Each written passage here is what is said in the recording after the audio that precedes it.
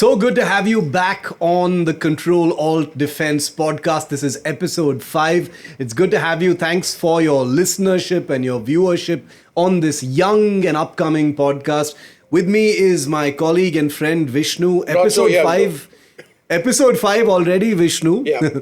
We're still in the fog of Operation Sindoor, but cutting through all that fog, and we felt it very, very necessary, you and I, to do episode 5 on a topic that we've been asked to by our audience, which is a bunch of interviews given by the Chief of Defence Staff. By our audience, not our quote-unquote handlers. We have none. We say what we feel. Yeah, we've got no handlers, and we don't bother about what people think because our views are on this podcast are our own, no holds barred, and we don't censor ourselves. But Vishnu, this is a serious issue that's caused a great deal of heartburn. It has polarized, it has triggered debates. I can't imagine what's happening within the system right now.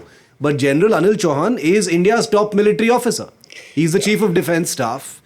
And the context, of course, is that after a couple of armed forces briefings here in India, which you personally attended, no interviews by anyone, no interviews by the Chief of Defence Staff either in India, but he went to the Shangri-La dialogues in Singapore, where on the sidelines of that dialogue, he gave a handful of interviews to Bloomberg, the Reuters and CNN, where he said certain things that have made big splashes and big headlines, and there's a huge fight over what he said. So we're going to have a sober discussion over it. We both know General Chauhan.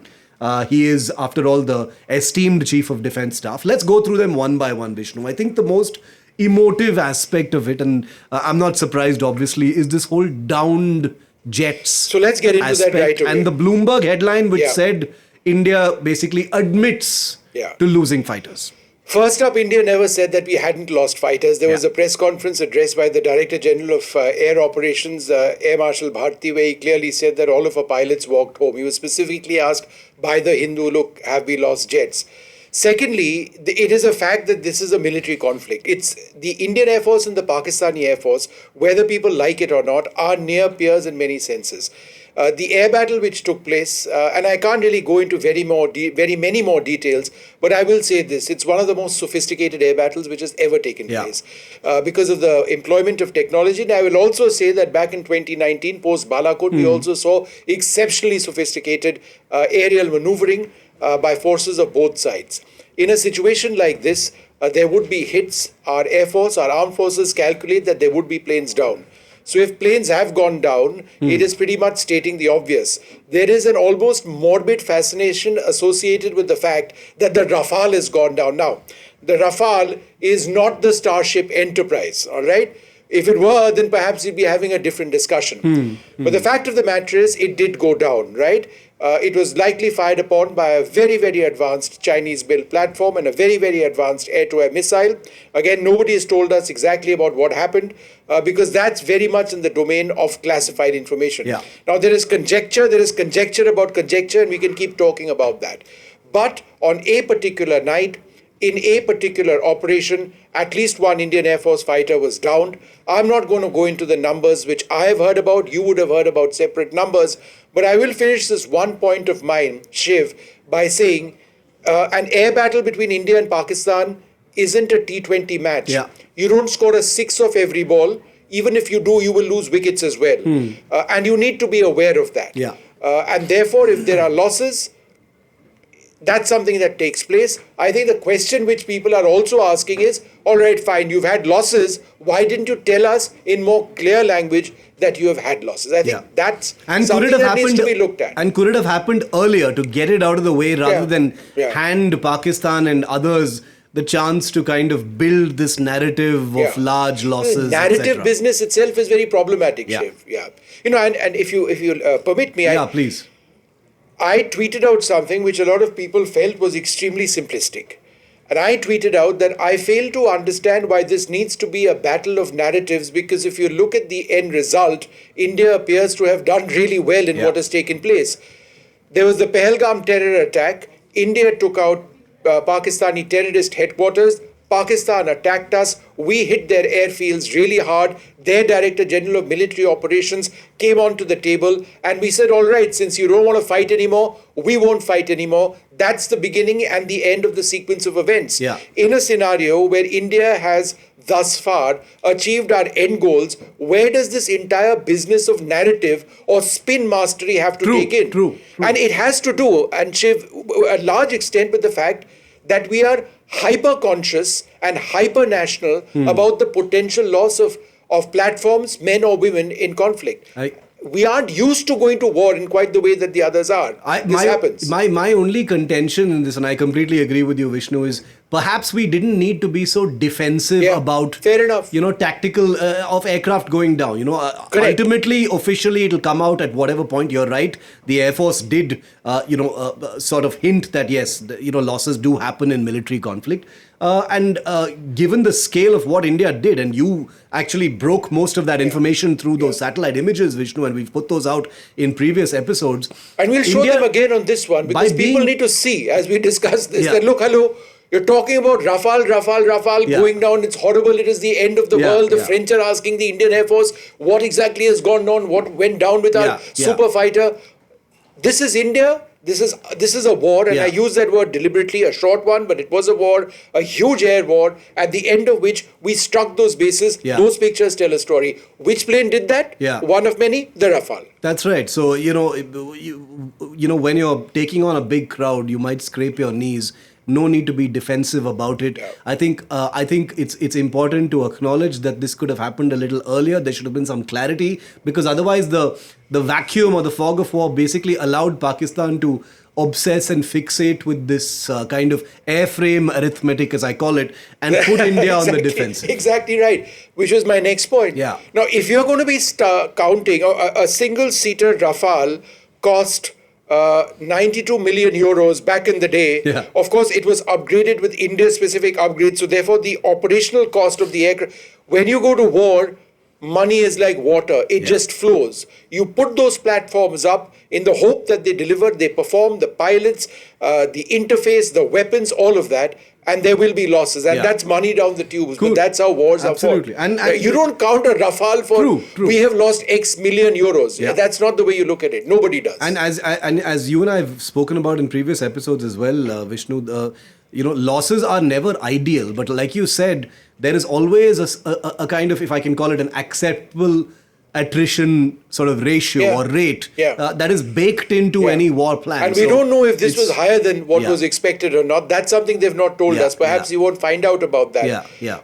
I will, however, at this stage, just like to repeat for our viewers who would have seen these first 6-7 minutes of this conversation and say that Vishnu is completely defensive about what is happening. He wants to live in this la-la land about planes having come down. He doesn't want to admit it. And he wants to support those who say that, let's not talk about it. Number one, we are talking about it. Number two, we don't have all the information. Number three, this sort of stuff goes down in war. And number four, I most certainly want to know about the number of planes that have gone down and the circumstances. But getting into circumstances becomes problematic, because no Air Force in the world, neither the Indian Air Force or the US Air Force, is going to go into the maneuvering tactics, the mode of the radar, what exactly the radar warning system was picking up, or details of the air battle which was taking place, because it compromises the premise upon which you fight air wars. So that's not happening. And Pakistan, by trying to fixate on this airframe arithmetic and what India may have lost through its social media, has of course tried to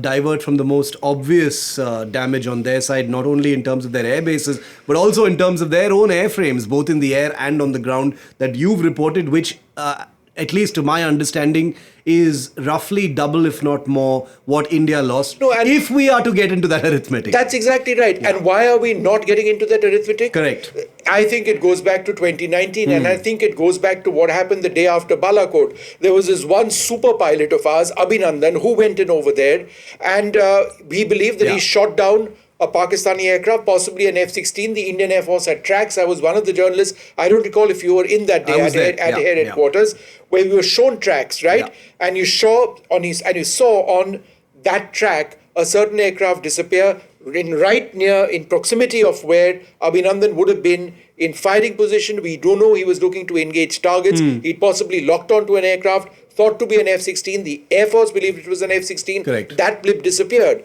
The fact of the matter is, till date, nobody's recovered visual evidence of that. There is evidence, clear evidence that Abhinandan was shot down. We know he was shot down. The wreckage of his plane is there. Yeah. Pakistani F-16, anything on the ground? Nobody's picked it up. Do we believe he shot down an F-16? We most certainly do.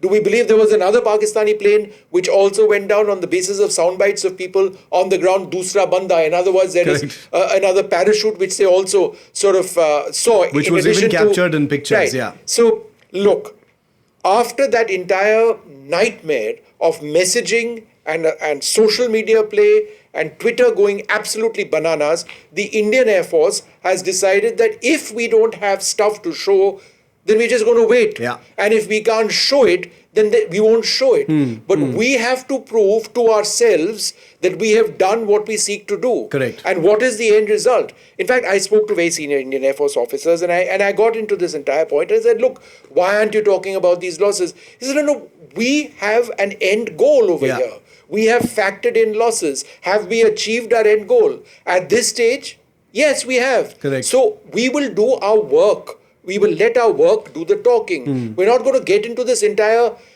fantasy or this entire fixation that defense correspondents around the world or the Pakistani IT cell gets into how many Rafales were shot down in the air. There's someone who... And have they not delivered? Do we not have those satellite pictures? Do we not know what happened in Jacobabad and Bholari? Yeah. Or the newer pictures which came out? Vishnu, someone put out a joke tweet this morning on Gukesh beating Magnus Carlsen in chess. And said if Bloomberg was interviewing Gukesh, they'd say, let's first talk about all those pawns you lost in the opening stages of the game. So I think that gives you a picture of, where things stand as far as foreign media is concerned. That's a topic for another day. But let's come to the second nugget, which has become an even bigger talking point. Down jets is one thing. The other is the phrase that General Chauhan, the Chief of Defence Staff, used, Vishnu, which was tactical mistakes of the first day. Now, he said that while leading into making a larger point to say that those tactical mistakes were rectified, and then 2 days later, India, using those aircraft, hit back.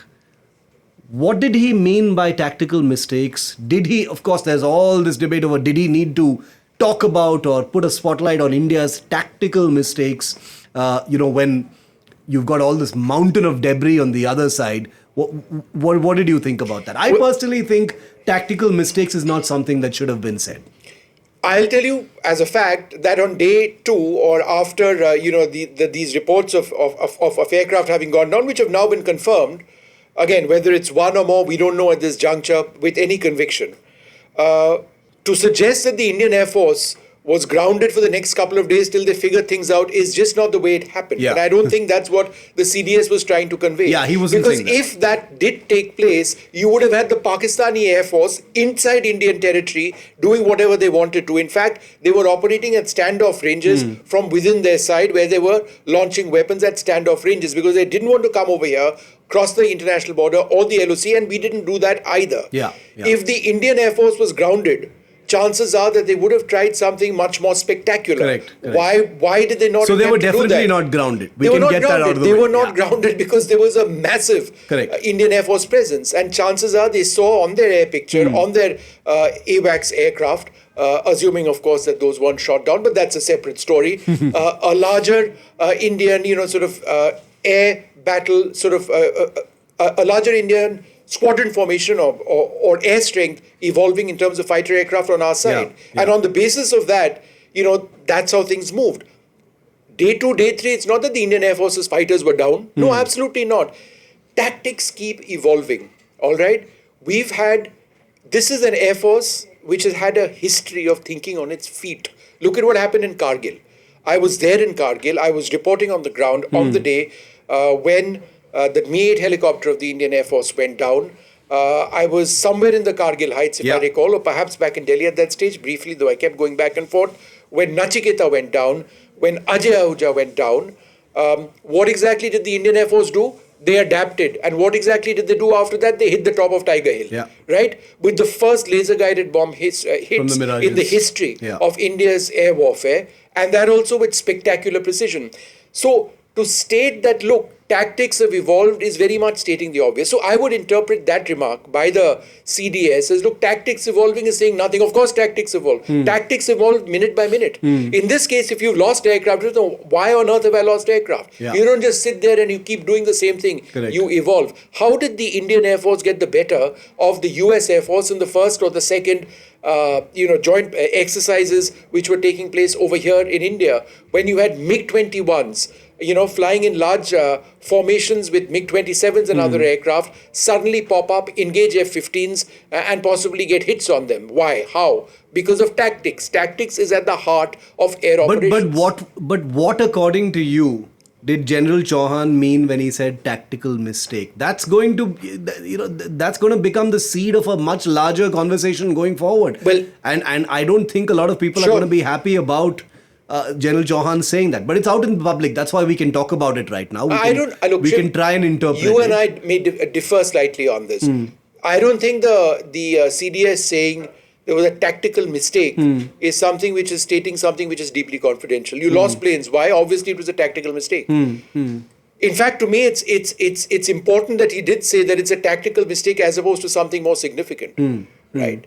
That there was that this something that was quickly resolved there and wasn't you moved on. a catastrophic failure of some aspect of our systems. Right. In a deeply networked, data linked, highly sophisticated air battle where you're depending on various nodes operating all successfully at the same time.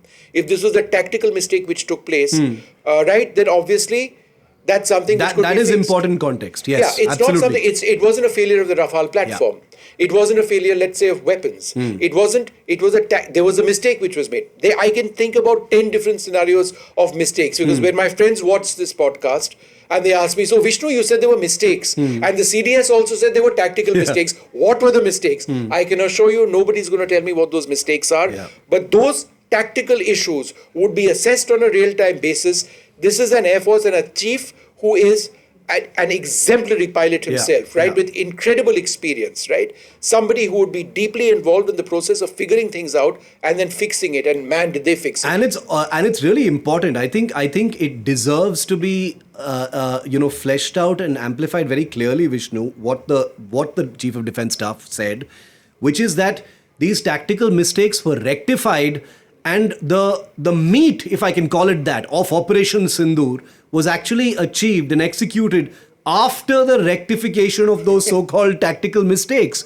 which means that the tactical mistakes were a small drop in the bucket compared to what the Indian Air Force potentially learned from them, adapted, like you rightly said, and 24 to 36 hours later did the incredible job of paralyzing the entire air defense and now apparently hitting targets which we've not reported. Not even reported. Per the Pakistanis, right? That's the story you broke today, right? The story we broke today while we're recording this podcast is that at least 7 additional places, whether it is Peshawar or Hyderabad or Jamb or Attock and all these places, are places mentioned in Pakistan's official dossier, which for whatever reason the Indian Air Force is not mentioned in its briefings, because I imagine there is a certain level of calibration in terms of the information they put out. But this is the Pakistanis themselves putting out that information.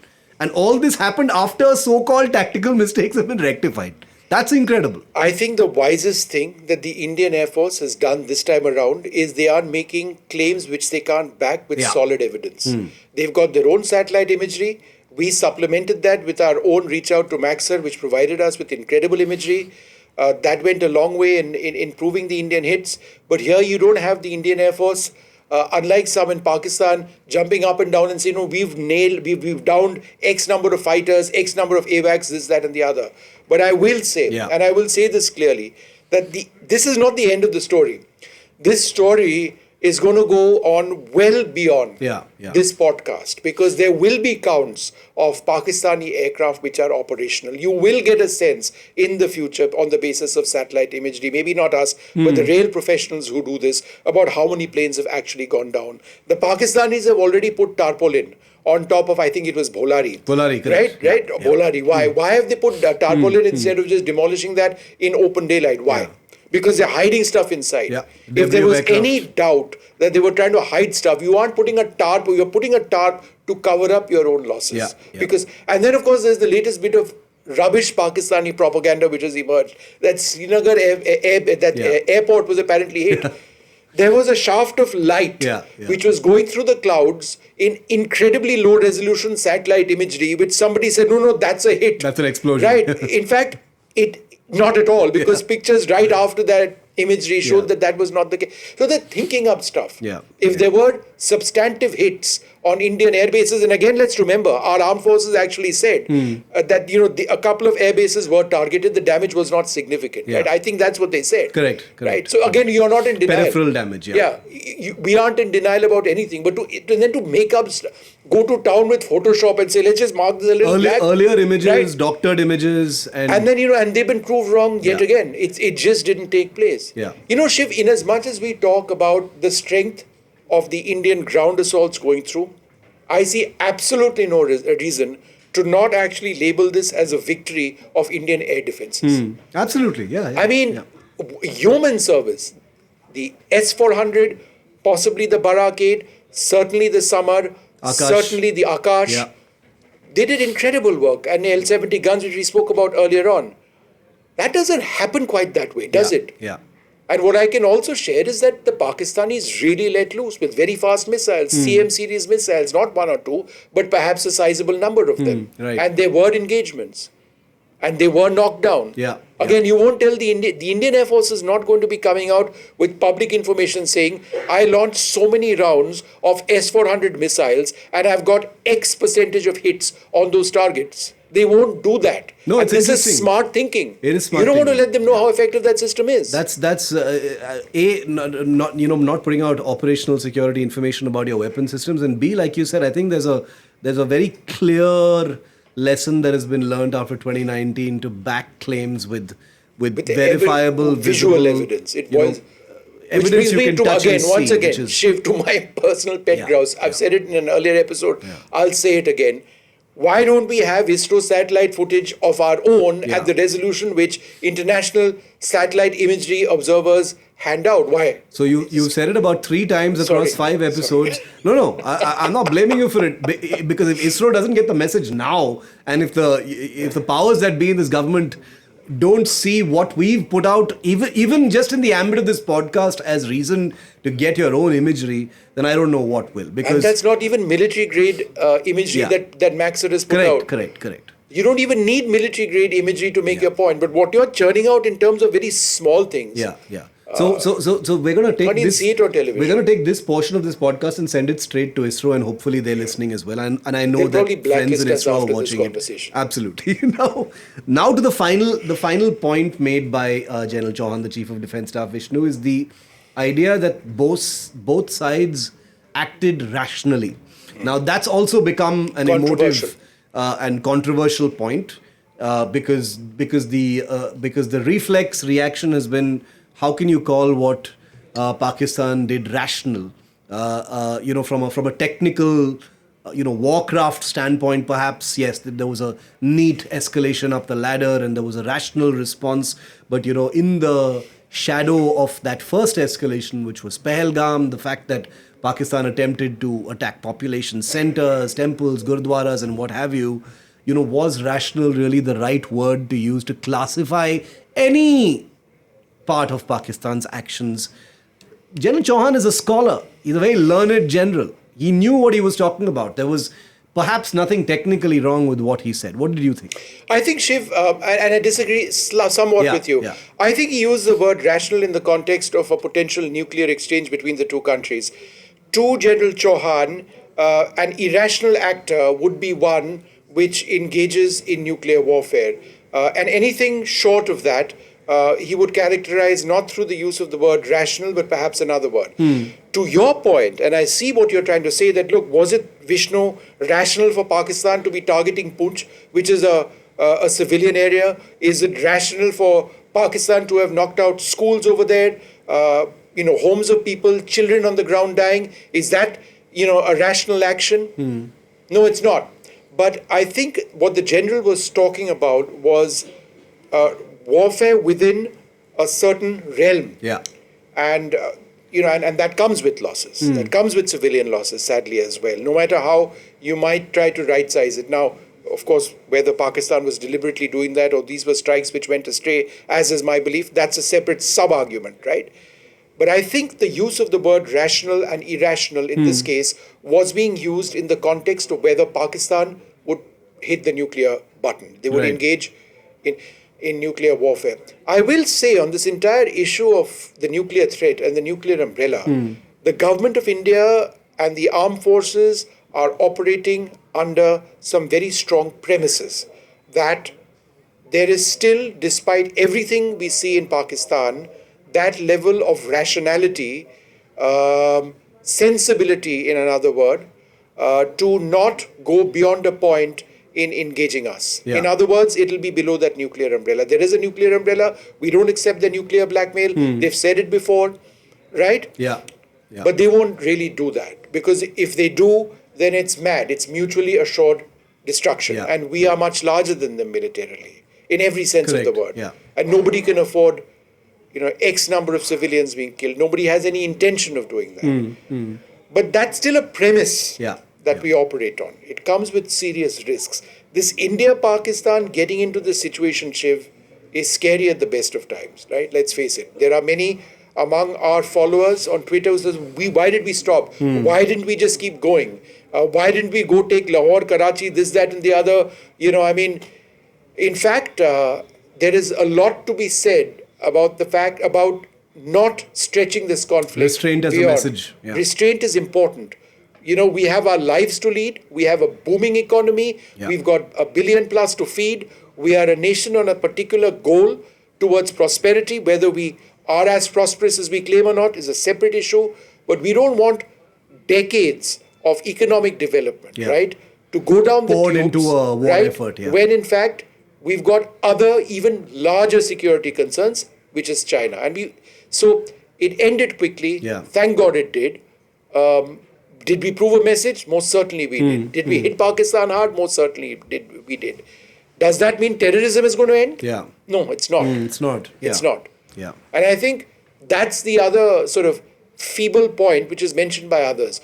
But did you really have to keep on going with this? And, why is there this sense of bravado in the political leadership in this country when in fact there is nothing to suggest that Pakistan won't hit again? The fact of the matter is Pakistan will hit again, right? And then they're going to disown it as they've done for decades. That's when our strategy, our philosophy on whether we want to proactively engage them militarily is going to be tested. It's not going to be an easy choice. Final question then. There is the 3 chiefs who have spoken at an event or two. The CII had felicitated them. That's true. There have been no interviews so far. There have been a pair of briefings, like we've said, by the the ops directorates. When do you see a degree of official clarity coming out on some of these more debatable aspects? Now, it seems to me that General Chauhan, the Chief of Defence Staff, Vishnu, has kind of drawn a line in the sand, which is that the system is going to start talking about some of these things. Now, we've added very important context to those emotive and controversial aspects of what he said. But it seems to me that now there will be briefings and there may be interviews and there may be press conferences about some of this information. I'm not trying to deflect from your question, but you know what I'd like to see those press briefings about? More evidence of our strikes on Pakistan, more evidence of possible Indian hits on Pakistani aircraft on the ground and in the air. That's actually what I mean. That's what I want to see. Yeah. That's where I want information. Yeah. And of course, if there's information that the Air Force offers on their own losses in the air and on the ground, we would report that. It would be sad to report, but that's our job. It's as simple as that. You're right. I think what we can be reasonably clear about is that what we've brought out, especially you, and in some ways what we've been reporting here in the rest of the network, shows that we probably only know a fraction of what the Indian Air Force and the Indian military really achieved. I've been hearing some things about the Navy as well, but those, of course, hopefully will come out a little later, and we've done a full episode on the Navy. We've Invite our viewers to go and check skirted that around out. those issues that we couldn't Oh, so talk is that about. what you're talking about? Yeah, Right. but maybe when things are much more official, because whether it is the NDTV network at large, Control Alt Defense in particular, we will wait for official corroborations. We don't want to but be Vishnu- Control Alt Delete, right? Yeah, we're not going to be Control Alt Delete. It'll never be the case with this podcast. Vishnu, this was fun. It was. And like I said, Vishnu and I will never shy away from talking about the polarizing, controversial aspects of defense. And believe me, in the aftermath of Operation Sindoor, they are everywhere. There's this whole debris of contentious little flashpoints that everyone's getting hecked up about. We will get into the heart of them, make sense of them, and hopefully illuminate these issues so you understand them just a little bit more. Vishnu, thanks for this, and thanks to all of you for listening. Goodbye.